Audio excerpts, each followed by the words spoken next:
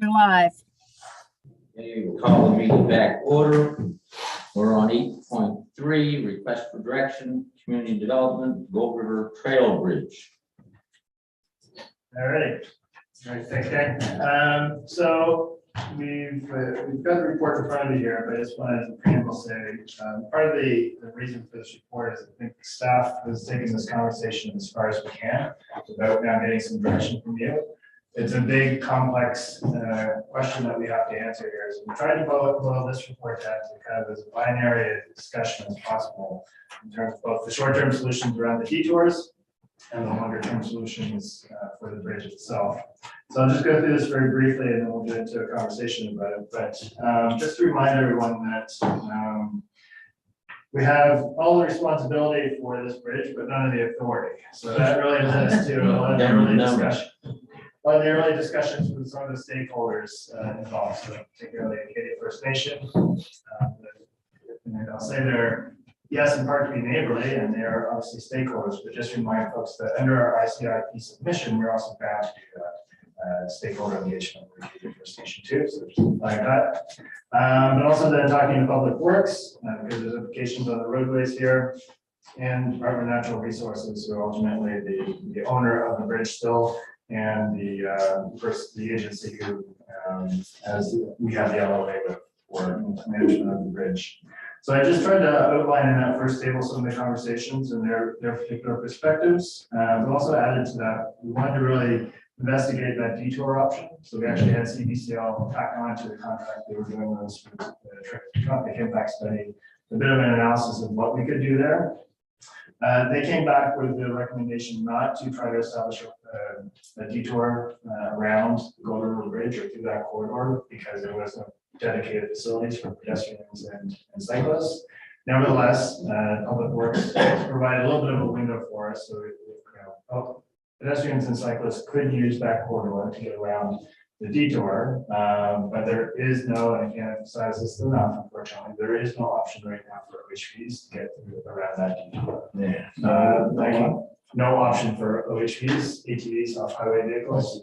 Yeah, so Yeah, they just want to prove that. yeah, but just to say that we explored that as much as we could, pushed that as much as we could as well, there just was no way that we would allow that. As part of that CBCL report, they did investigate the possibility of modifications to the Highway 3 bridge to somehow create a facility through there for us as well. They were of the opinion that there was space with some modifications to make that happen. But again, Public Works has suggested that we do not pursue that for a number of reasons. Even if we were to make improvements to the approaches to get people off the current rail trail corridor along Highway 3 across the bridge and then back onto the rail trail corridor, they're not keen on that idea. Basically for reasons such as we only have one-way traffic on the bridge. So that would be awkward from an OHV standpoint. OHVs can't be in the corridor anyway. And you'd also be putting people against traffic in some situations too. So that was a bit of a non-starter. Where we do have a bit of an option though for detours with Croft Road, and then trying to establish a new connection to the Acadia First Nation property, parallel to number 4 on this map that I provided to you there. Number 4 is kind of the current, just to be clear, number 4 on that map is kind of the current passageway that exists.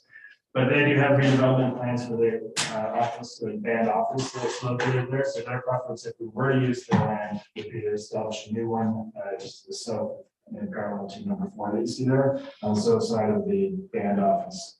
So they've been very accommodating. They did express some concerns just in terms of traffic, safety, lighting, those kinds of things, but they're willing to work with us so we can take that to the next level. Still doesn't deal with the ATVs. So. Still does not deal with the ATVs. That's the issue. But nonetheless, they're just reluctant to put more traffic into that space, the BTVs are not. Right? So there is an opportunity to do that. And then when we get into discussion about the longer term solutions for the bridge, I've laid out the options as we know them right now on that table in the discussion section. Let me decode that just a tiny bit for you. Under the new construction heading, we have an existing site using existing piers. That $4.1 million was the value provided to us by the ABLE report. And this is where it gets complicated, I'll just say, in that there's a whole bunch of other ideas out there, including one that Department of Public Works engineers provided to us last week. Seems like an intriguing idea.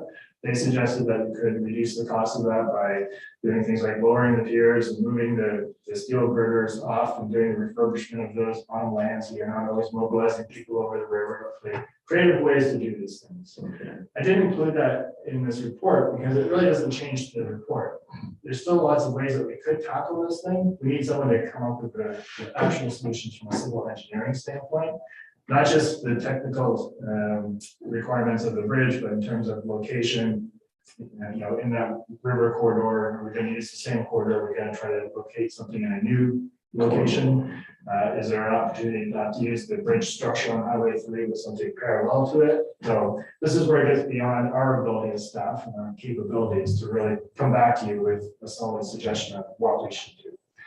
So our suggestion is essentially, and this is where it gets to that binary, do you want us to pursue repairs, or do you want us to pursue something in the realm of new construction? And understanding that, you know, there's all kinds of other variables that need to be considered here besides just the cost and the feasibility of the solution in terms of heritage values, stakeholder preferences, those kinds of things. So that's where I hope we can have a bit of a discussion. And then when it comes to the short-term detours, just looking at those options again, I didn't put a price in here, but I would expect the price of establishing that parallel pathway through Acadia First Nation on that side of things would be in the neighborhood of about $15,000 or so. That's based on estimates that we've received from our heavy equipment contractor to do some work on our open space plan. There's some comparables there is what I'm getting at. That doesn't take into account any little roadway, you know, things like crosswalks and like that to the Acadia First Nation, right? I feel like we would like to see in that space. And maybe some minor improvements to Croft Road as well in terms of brush cutting, just to open up safe and those kinds of things. So just to give you a sense of what it should, that there will be cost implications to even to a short-term detour if we go down that road.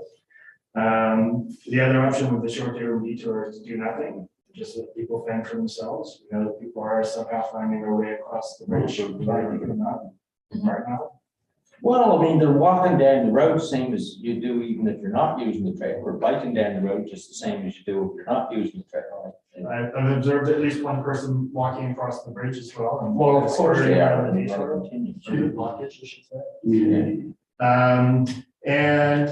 But then I think, you know, the bigger discussion here is again, what do we do long term? Just the long term. Repair or something in the realm of reconstruction. So I think with that, happy to answer any questions, obviously, and get into the details of this, but that's really what we're looking for from you. Does the bridge, if we would reconstruct where the existing bridge is, does it need to be that high? Like when we save money by it being lower, I know, Yeah. I'm looking at the bag, but is there any? So that was interesting you bring that up, Sharon. You must be an engineer. So that's what the public works engineer suggested last week is maybe there's an option where you lower the piers, the rock piers. Yeah. You lift those steel girders off onto land and do the refurbishment of the steel on land, so getting it on the west. You remove the timber trestles, you don't rebuild the timber trestles, and you replace them with a gravel abutment. Maybe some concrete work as well, as where it gets over by wrong. But just to say, maybe, and you have to reshape the approaches as well, so lower the topography down to the height of the lower piers. So again, great, maybe a good idea, I don't know. Yeah. But that's where we need civil engineers to say, here's what your actual options are. Yeah. Okay, so I think in terms of the temporary measures, I think I can't speak on behalf of council, but I think it's clear that we need to provide folks with an option. And I'm going to guess that we're going to want to proceed and have whatever conversations we have to with the First Nation and get that underway. And whichever of the subtle differences in getting that trail realigned, get through so that cyclists and pedestrians can at least use the trail safely. I think that's kind of obvious. I think we would proceed with that. In terms of, so that will sort of like a stopgap that doesn't address all users, but it allows us then to start working on the permanent solution, which I would say I can speak for myself, and is that we would probably want to do that, of course. Yeah. You know, I think that our trails are very successful and we want to keep them that way. So then it's what do we do? And in terms of, so first thing was a repair. So do whatever it takes, remove whatever parts you have to and whatever you can get at to repair it. Really, the failure in in the bridge is the bearings. So the bridges expand and contract. And when they move back and forth, they're supposed to slide over top of the piers, and for some time they haven't been sliding. So it's been damaging tops of the piers. Yeah. And to get at the bearings is not an easy feat. So that's a big job to do that.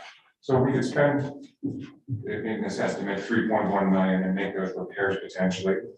And it'd be like fixing up an old house. We could fix it all up, and at the end of the day, we're still gonna have an old house.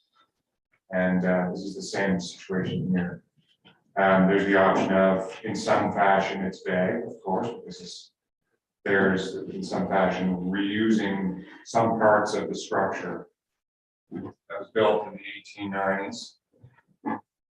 Without probably any kind of code, there might have been some sort of railway standards at that time, but you know, no bridge code or anything like that.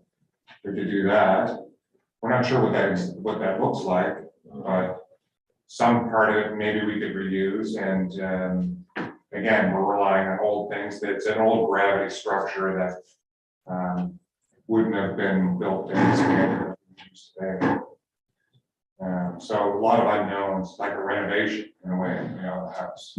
Yeah. So you're renovating this house, you don't know what you're gonna find until you start demolishing, and then, you know, it's easy. You can imagine it'd be very easy for costs to escalate because there'd be a lot of unknown. Yeah.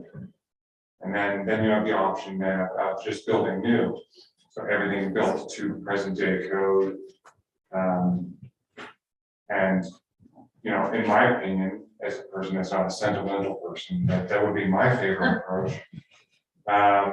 Because, you know, then we know what we have lasting infrastructure that we can rely on from day one. It's well documented. And there'll be no unknowns, or less of it. There'll be a few unknowns that we still have to hash out on. Now, where are we going to put it? There's going to be a way to jettison the existing structure, or maybe there's a better location that would be whatever, 100 feet up the river, right? We don't know that. So there could be other costs, like the approaches. How do we build the embodiments? Do we have to expropriate lands to connect to this? So those things all have to be flushed out, but I think this council has to sort of set whichever trajectory they want to do with its repair, refurbishment, or all new. And then then we can get more detailed cost information to prepare the plan.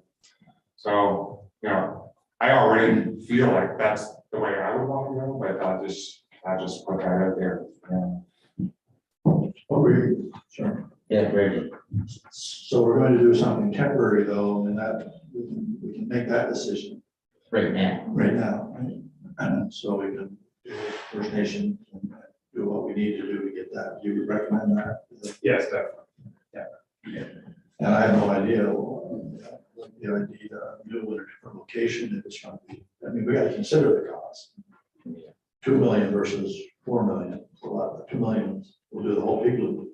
You know, so I can, so in these costs, like for example, 2 million, it'll take, if we were to build it, we have to understand also that we have to, somehow, somebody has to deal with the old structure if we build it. Yeah, it's gonna be taken down. That may cost $1 million as well. Now, and who's responsible for that? Is it us? Is it the province? Is it some combination? It doesn't belong to us, but if it was to interfere with our ability to build new, then it would become our problem.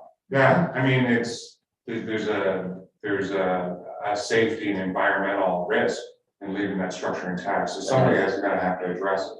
Yeah, some with problems. And we've talked about that with natural resources, and I would say that we would open up a whole other conversation. I bet you. We did not, we did ask the question very clearly, if we just walked away, from it, what would you do? And they'd say, well, we'd likely abandon it and decommission and take it down. The implication of that is it's on their dime at $1 million, whatever it is. But I would expect, in reality, we have to get into a whole other level of negotiations with them to figure out its exact date. Yeah, and there'll be some civil works that come, if we go alongside in some way, I think if this council decides that that's the favorite approach, I think we have to expand on these estimates by finding out how we build those approaches, because it's easy to use up $500,000 and building your approaches and all that stuff, so I think I'd be very keen to see how that all shakes out. Yeah, I mean, I don't have any problem with the new either. It's just that I don't know what it means. You know?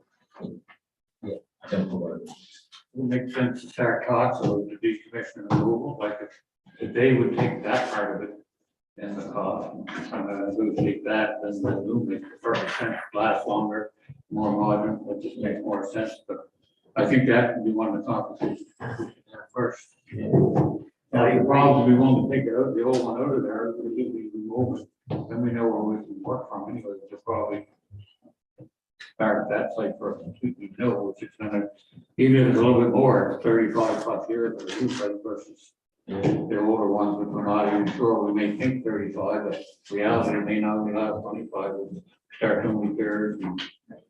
Trouble with it, we're even ongoing maintenance on an existing structure, even if we were to use the piers, is that everything has to be like determined forensically.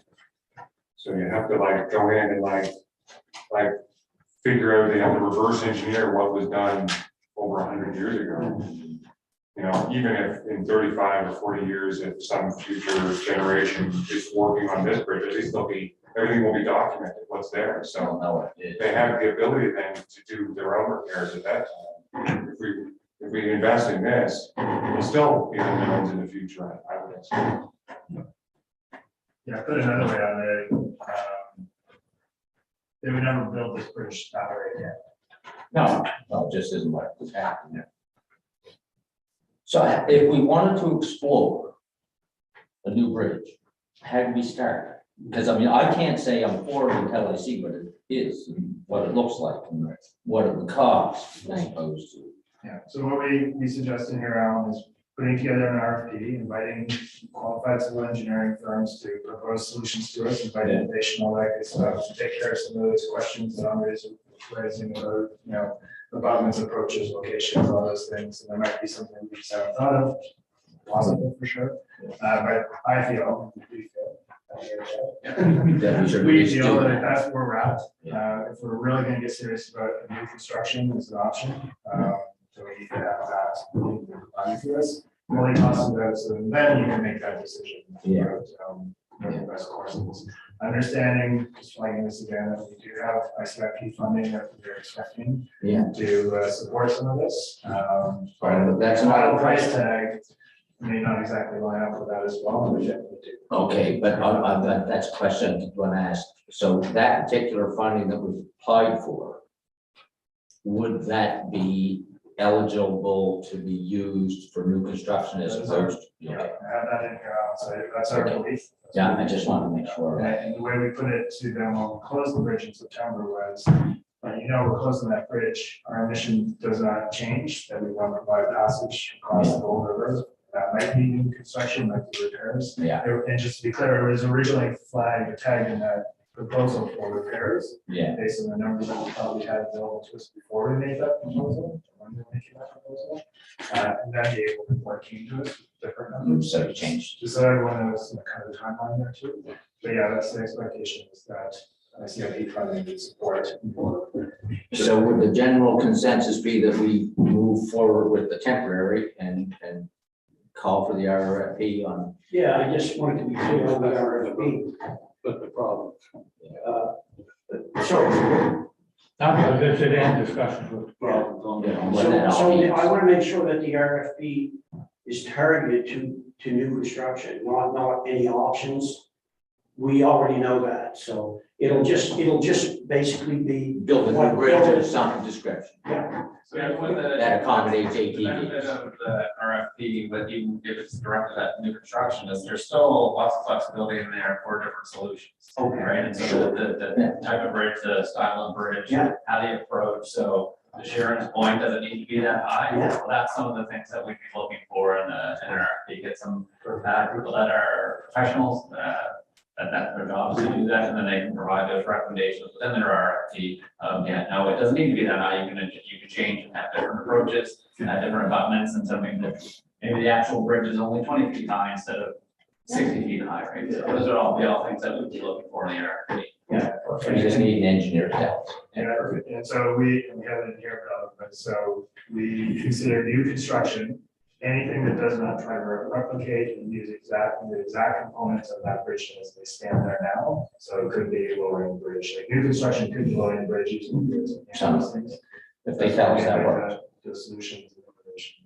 Would we have any restrictions of environmental concerns? Because new construction, you're putting, For you, we would. you know, it's gonna be, you have to have an So we environmental have that in here. assessment. Yeah, so two things on that, Sharon. So yes, as part of that ICFP submission, the monies that we've asked for there. So in addition to the Aboriginal consultation, there's the environmental considerations that we have to take into account. But also as part of the RFP, and this in here, that would be what a proponent would have to enunciate to us. What would be the environmental protections? What would be the environmental protection plan?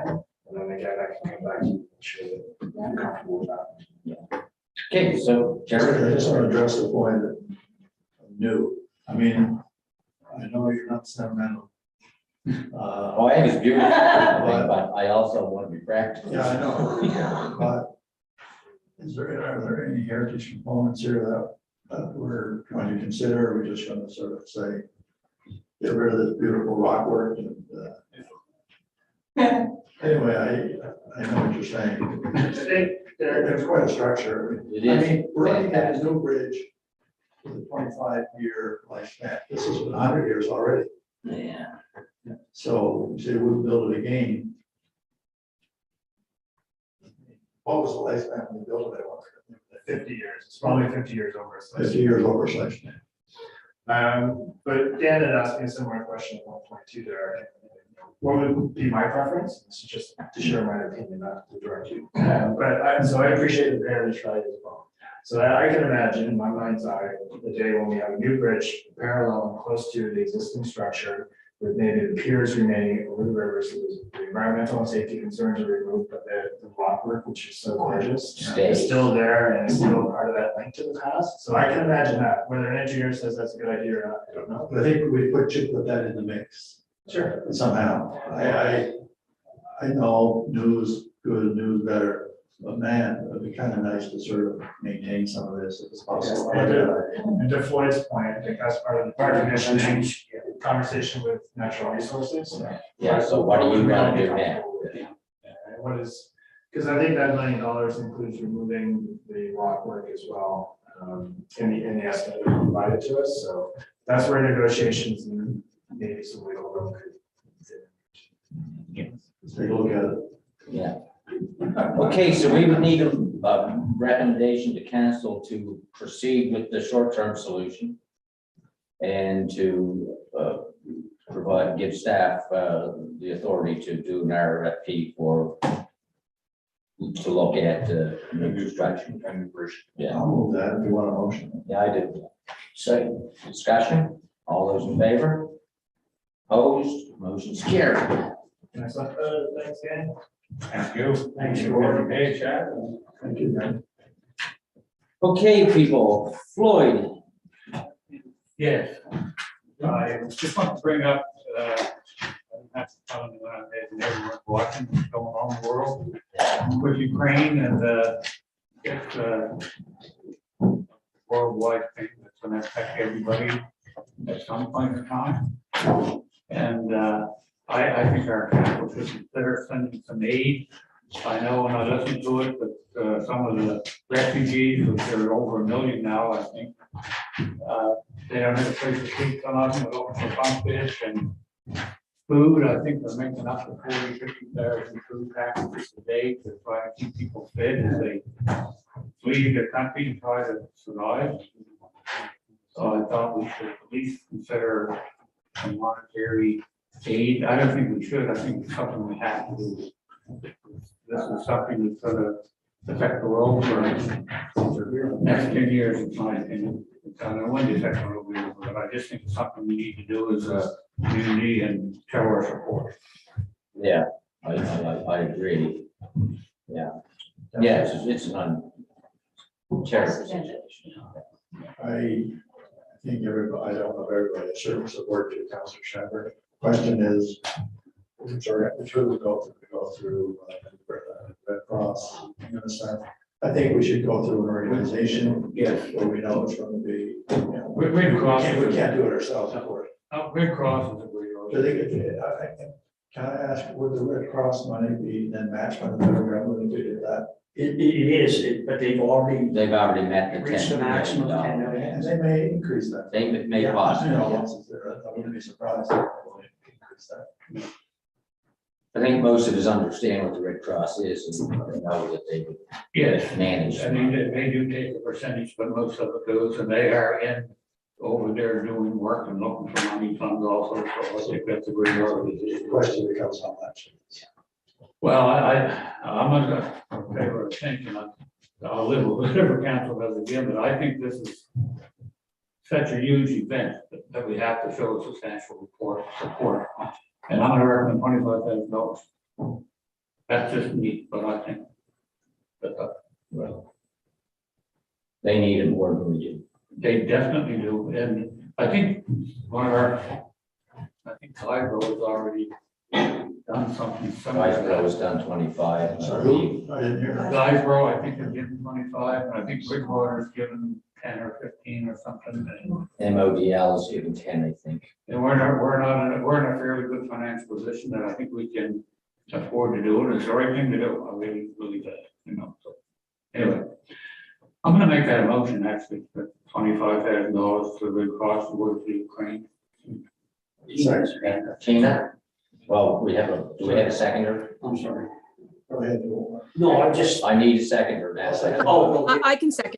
I'll second. Oh. I'll second. Everybody, So, yeah, I'll second, absolutely. Sorry. So my discussion really isn't, or my comments aren't really part of the discussion on the motion because I'm all over this. Absolutely. So I just want to say thank you to Councillor Vino for first reaching out around the flag, which then prompted the discussion on this actually. So, and I do also want to thank Dan for his, Dan and Tara, I'm sure, for reaching out to other fellow municipal units, which Floyd, our Deputy Warden Chatford just referenced. So I'm absolutely all over this. I'm no, I shouldn't say I'm happy because that's not happy, but I'm appreciative of fellow municipal units across this province and country stepping up, and to Councillor Wells' comments around by way of an organization, I think absolutely we need to go that route, just on the chance that Red Cross, for example, will up their ceiling and maybe a match, or the federal, whoever, right? So yeah, so all over it. Further discussion on the motion? All those in favor? Opposed, motion's carried. And we should get a motion on the flag raising. did we decide to Red Red Cross? Cross, yeah. And the flag, I know that it's been suggested that we fly it. I believe that everybody's in agreement. Yes. I know the flag has been ordered. They tell me it may be here by Friday. Maybe here tomorrow. Yeah, maybe here tomorrow, but we should have a motion to authorize the flying of the second discussion. Just a question, yeah. How long are we gonna leave that flying? We have a special poll? Well, we're going to use the community poll at the moment, and right now we have no other requests for its use. I mean, at some point in time, I think we'll just have to wait and see. Okay, I think we should leave it there till it's over. So, Well, it may never be over in our lifetime. One of the things staff can do is we'll monitor what the provincial and federal government do. And we can bring that information forward when it becomes available. So we have a motion to fly it? Yeah. All those in favor? Yeah. It's carried. Oh, remote meetings. We're supposed to talk about. Maybe the chair of Yeah. This one should be a quick one. Oh, yeah, it's good for an hour then. We're just looking for some direction. So right now we're meeting virtually and allowing virtual attendance because of COVID and the emergency order that we have in place. With restrictions being lifted on the 21st.